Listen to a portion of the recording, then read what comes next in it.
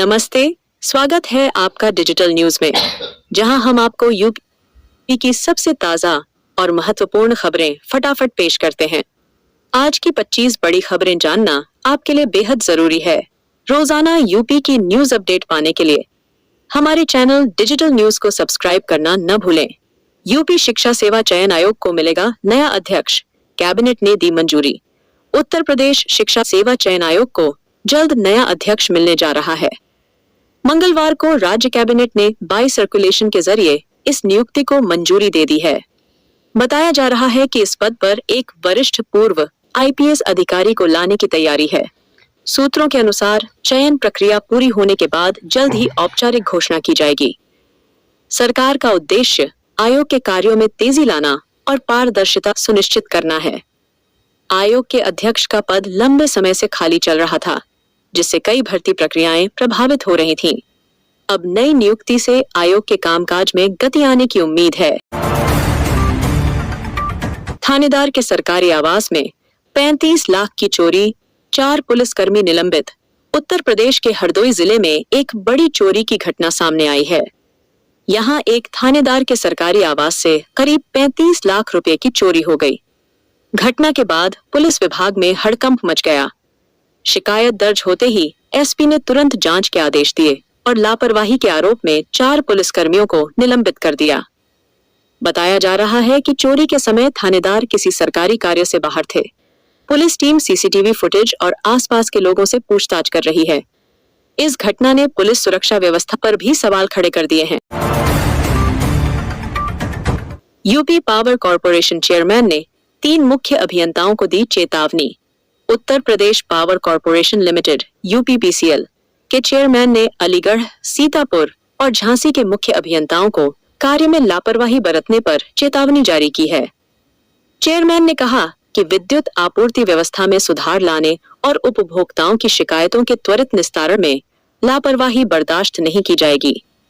साथ ही सीतापुर के मुख्य अभियंता के कामकाज का मूल्यांकन करने के लिए मध्यांचल विद्युत वितरण निगम के प्रबंध निदेशक को समीक्षा रिपोर्ट तैयार कर सौंपने के निर्देश दिए गए हैं।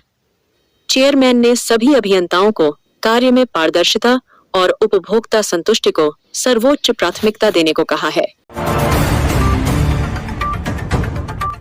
लखनऊ से महिला डॉक्टर शाहीन अंसारी गिरफ्तार, जैश-ए-मोहम्मद से जुड़ाव का आरोप। जम्मू कश्मीर और उत्तर प्रदेश एटीएस की संयुक्त टीम ने लखनऊ से महिला डॉक्टर शाहीन अंसारी को गिरफ्तार किया है। शाहीन पर आतंकी संगठन जैश-ए-मोहम्मद से जुड़े होने के गंभीर आरोप लगे हैं। जांच एजेंसियों का कहना है कि वह संगठन के लिए महिला आतंकियों की भर्ती का काम देख रही थी। एटीएस को शाहीन के संपर्क में कई संदिग्ध लोगों के होने के सबूत मिले हैं।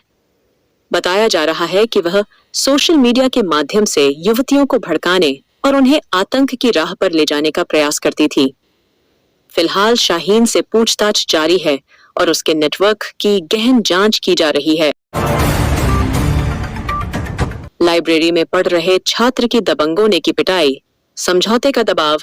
उत्तर प्रदेश के बांदा जिले में एक छात्र को लाइब्रेरी में पढ़ाई के दौरान चुप रहने के लिए कहने पर दबंगों ने बेरहमी से पीट दिया। घटना शहर के एक पब्लिक लाइब्रेरी की है, जहां छात्र शांत माहौल में पढ़ाई कर रहा था। आरोप है कि कुछ युवकों ने शोर मचाने पर टोके जाने से नाराज होकर उसकी पिटाई कर दी। मारपीट के बाद दबंगों ने पीड़ित छात्र पर समझौता करने का भी दबाव बनाया। घायल छात्र ने इसकी शिकायत पुलिस से की है। फिलहाल पुलिस ने मामले की जांच शुरू कर दी है और आरोपियों की पहचान की जा रही है। इस घटना से छात्रों में डर और आक्रोश दोनों देखने को मिला है। स्वामी प्रसाद मौर्य का बागेश्वर बाबा पर बड़ा हमला। पुले हिंदू राष्ट्र की बात करना देशद्रोह। समाजवादी पार्टी के वरिष्ठ नेता स्वामी प्रसाद मौर्य ने बागेश्वर धाम के प्रमुख धीरेन्द्र शास्त्री पर तीखा हमला बोला है। मौर्य ने कहा कि जो लोग भारत को हिंदू राष्ट्र बनाने की बात करते हैं, वे देश के संविधान और लोकतंत्र के खिलाफ हैं। उन्होंने बागेश्वर बाबा को निशाने पर लेते हुए कहा कि ऐसे बयान देशद्रोह की श्रेणी में आते हैं। मौर्य ने कहा कि संविधान ने भारत को धर्मनिरपेक्ष राष्ट्र बनाया है और इसे किसी एक धर्म के नाम पर नहीं बांटा जा सकता। उन्होंने केंद्र सरकार से ऐसे बयानों पर कार्रवाई की मांग भी की। धमाके में शामली के नौमान की मौत, चचेरा भाई अमन गंभीर। दिल्ली में हुए बम धमाके में शामली जिले के झिंझाना कस्बे के 22 वर्षीय कॉस्मेटिक दुकान मालिक नौमान की दर्दनाक मौत हो गई। नौमान अपने चचेरे भाई अमन के साथ दुकान का सामान लेने दिल्ली गए थे। बताया जा रहा है कि वापसी के दौरान गाड़ी में कुछ सामान छूट जाने पर दोनों लौटे, तभी वे धमाके की चपेट में आ गए। नौमान की मौके पर ही मौत हो गई, जबकि अमन गंभीर रूप से घायल है और उसका इलाज दिल्ली के अस्पताल में चल रहा है। घटना की खबर मिलते ही झिंझाना कस्बे में शोक की लहर दौड़ गई। शाहजहांपुर में बुलडोजर एक्शन, श्मशान भूमि से हटाया गया अवैध कब्जा, दर्जन भर मकान जमींदोज। उत्तर प्रदेश के शाहजहांपुर जिले के रौली बोरी गांव में प्रशासन ने श्मशान भूमि पर बने करीब 40 परिवारों के अवैध कब्जे को हटाने के लिए बुलडोजर एक्शन चलाया। एसडीएम कोर्ट के आदेश के बाद 1 दर्जन से अधिक मकानों को गिरा दिया गया। कार्रवाई के दौरान भारी पुलिस बल और प्रशासनिक अधिकारी मौजूद थे। वहीं प्रभावित परिवारों ने रोते हुए प्रशासन पर आरोप लगाया कि उन्हें अपना पक्ष रखने का मौका नहीं दिया गया। यह कार्रवाई सरकारी भूमि को अतिक्रमण से मुक्त कराने के अभियान की गई।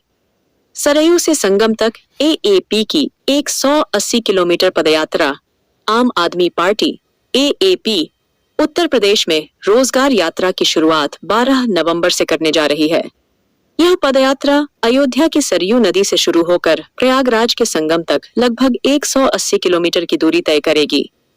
यात्रा का नेतृत्व राज्यसभा सांसद संजय सिंह करेंगे।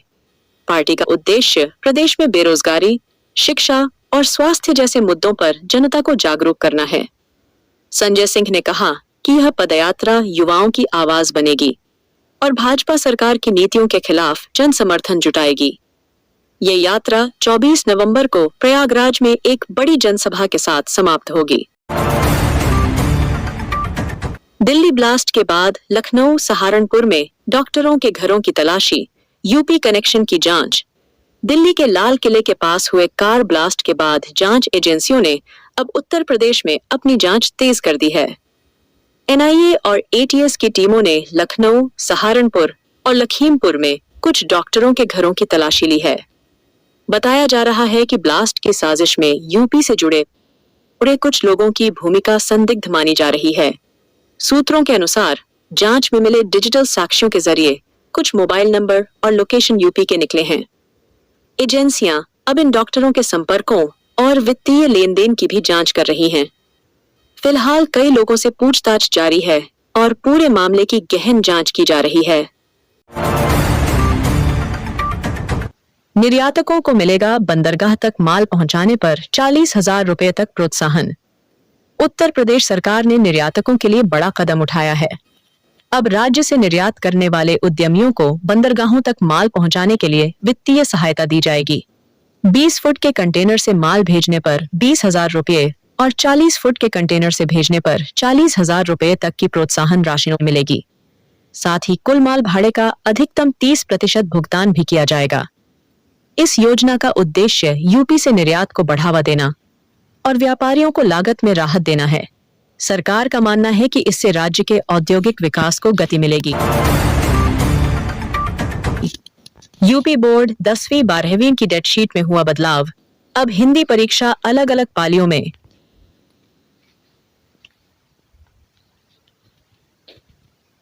यूपी बोर्ड ने 2026 की हाई स्कूल और इंटरमीडिएट परीक्षाओं की डेट शीट में बदलाव किया है। अब कक्षा 10वीं और 12वीं की हिंदी परीक्षा अलग अलग पालियों में आयोजित की जाएगी। पहले दोनों कक्षाओं की हिंदी परीक्षा एक ही पाली में होती थी। इसके अलावा 12वीं कक्षा के संस्कृत पेपर की तारीख भी संशोधित की गई है। प्रयागराज स्थित माध्यमिक शिक्षा परिषद यूपीएमएसपी ने यह बदलाव छात्रों की सुविधा और परीक्षा संचालन को सुचारू बनाने के लिए किया है। नई डेट शीट जल्द ही बोर्ड की आधिकारिक वेबसाइट पर उपलब्ध होगी। दिल्ली बम ब्लास्ट का असर, आगरा से दिल्ली जाने वालों की संख्या में आई गिरावट। दिल्ली में लाल किले के पास हुए कार बम ब्लास्ट का असर अगले ही दिन देखने को मिला। इस धमाके के बाद आगरा से दिल्ली जाने वाले यात्रियों की संख्या में लगभग 20 से 25% की कमी दर्ज की गई। आमतौर पर सुबह के समय नई दिल्ली इंटरसिटी सहित अन्य ट्रेनों में खचाखच भीड़ रहती है, लेकिन घटना के अगले दिन यात्रियों की संख्या कम नजर आई। लोग सुरक्षा को लेकर सतर्क दिखे और कई यात्रियों ने अपनी यात्रा स्थगित कर दी। रेलवे अधिकारियों ने बताया कि सुरक्षा के कड़े इंतजाम किए गए हैं ताकि यात्रियों को किसी प्रकार की परेशानी न हो। यूपी में आतंकी साजिश का खुलासा। जैश और अलकायदा बना रहे थे मिनी रिक्रूट सेंटर। पहले फरीदाबाद में विस्फोटक बरामद होने और फिर दिल्ली में धमाके के बाद सुरक्षा एजेंसियां अब आतंकियों के नेटवर्क को पूरी तरह खत्म करने में जुट गई हैं। जांच में कई अहम खुलासे हो रहे हैं। जानकारी के अनुसार आतंकी संगठन जैश-ए-मोहम्मद और अलकायदा उत्तर प्रदेश में अपने मिनी रिक्रूट कमांड सेंटर तैयार करने की योजना बना रहे थे। इन केंद्रों के जरिए युवाओं को बरगलाकर आतंकी गतिविधियों में शामिल किया जाना था। एजेंसियां अब यूपी के कई जिलों में निगरानी बढ़ा चुकी हैं और संदिग्ध व्यक्तियों पर नजर रखी जा रही है। सुरक्षा बलों को इनपुट मिला है कि कुछ स्थानीय संपर्कों के माध्यम से आतंकी नेटवर्क फैलाने की साजिश रची जा रही थी। सुहेल की पूछताछ में खुलासे। यूपी के कई जिले थे निशाने पर। खुफिया एजेंसियों के अनुसार गिरफ्तार आतंकी सुहेल ने पूछताछ में कई चौंकाने वाले खुलासे किए हैं। एजेंसियां अब उन लोगों की जानकारी जुटा रही हैं जो उसके संपर्क में थे। जांच में सामने आया है कि लखनऊ के अलावा यूपी के कई अन्य जिले भी आतंकियों के निशाने पर थे। एजेंसियां यह पता लगाने में जुटी हैं कि इन जिलों में किस तरह की गतिविधियों की योजना बनाई जा रही थी और किन लोगों ने उसे सहयोग दिया था। आतंकी शाहीन अंसारी का भाई निकला सुहेल। एटीएस को बढ़ा शक। छापे के दौरान जब एटीएस को पता चला कि सुहेल फरीदाबाद में आतंकी गतिविधियों में पकड़ी गई डॉक्टर शाहीन अंसारी का सगा छोटा भाई है, तो एजेंसियों का शक और गहरा गया। बताया जा रहा है कि सुहेल ने 6 नवंबर को अचानक लखनऊ की इंटीग्रल यूनिवर्सिटी से इस्तीफा दे दिया था, जिसकी वजह किसी को नहीं मालूम थी। अब जांच एजेंसियां यह पता लगाने में जुटी हैं कि सुहेल ने इस्तीफा देने के बाद किन किन लोगों से संपर्क साधा और उसकी बहन की गिरफ्तारी के बाद उसकी क्या भूमिका रही। एजेंसियों को दोनों के नेटवर्क के बीच कई अहम कड़ियां मिलने की संभावना जताई जा रही है। गोंडा में 2 करोड़ की रिश्वत मांगने वाला बीएसए सस्पेंड। गोंडा जिले में बेसिक शिक्षा अधिकारी बीएसए को 2 करोड़ रुपए की रिश्वत मांगने के आरोप में निलंबित कर दिया गया है। जांच में पता चला कि उन्होंने 22 लाख रुपए एडवांस खुद लिए थे, जबकि 2 कर्मचारियों को भी रिश्वत की रकम का हिस्सा दिलवाया था। मामला स्कूलों के मान्यता, नवीनीकरण और फंड जारी करने से जुड़ा है। शिकायत मिलने पर शासन ने पूरे प्रकरण की जांच कराई, जिसमें भ्रष्टाचार की पुष्टि हुई। शिक्षा विभाग ने तत्काल प्रभाव से बीएसए को निलंबित करते हुए मामले को विजिलेंस जांच के लिए भेज दिया है। इस कार्रवाई के बाद जिले में शिक्षा विभाग में हड़कंप मचा हुआ है। एक पेटी शराब यूपी से बिहार भेजने का रेट 5,000 रुपए। बिहार में शराबबंदी के बावजूद तस्करी का धंधा जोरों पर है। एक स्टिंग ऑपरेशन में खुलासा हुआ कि यूपी से बिहार तक एक पेटी शराब भेजने का रेट 5,000 रुपए तक लिया जाता है। तस्कर ने बताया कि चुनाव के समय यह सबसे बड़ा धंधा बन जाता है और इसी कमाई से उसने अपना मकान बनवाया है। रिपोर्टर ने जब गहराई से जांच की तो तस्करों ने उसे अगवा कर लिया और उसके साथ मारपीट की। बाद में स्थानीय पुलिस की मदद से रिपोर्टर को छुड़ाया गया। घटना ने बिहार में शराब तस्करी के गहरे नेटवर्क और प्रशासन की नाकामी को उजागर किया है। 5 फर्मों पर छापा, 7.50 करोड़ की नशीली दवाएं बरामद।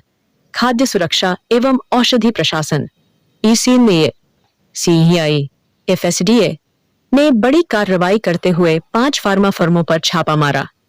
जांच के दौरान करीब 7 करोड़ 50 लाख रुपए की नशीली दवाएं बरामद की गईं। अधिकारियों के अनुसार ये दवाएं बिना अनुमति और लाइसेंस के बनाई जा रही थीं। इनमें कई प्रतिबंधित नशीले तत्व भी शामिल थे। टीम ने मौके से सैंपल जब्त कर लैब जांच के लिए भेज दिए हैं। प्रशासन ने संबंधित फर्मों के खिलाफ एफआईआर दर्ज कर आगे की कार्रवाई शुरू कर दी है। माना जा रहा है कि यह गिरोह प्रदेश के कई जिलों में अवैध दवाओं की सप्लाई करता था। दाल मंडी में भारी सुरक्षा के बीच नोटिस चस्पा, ड्रोन से निगरानी। वाराणसी के दाल मंडी इलाके में चौड़ीकरण अभियान को लेकर मंगलवार को प्रशासन ने भारी पुलिस बल की मौजूदगी में नोटिस चस्पा किए। इस दौरान क्षेत्र में ड्रोन से निगरानी की गई ताकि किसी अप्रिय घटना को रोका जा सके। वहीं स्थानीय व्यापारियों और निवासियों ने दुकानें बंद रखकर और काली पट्टी बांधकर विरोध जताया।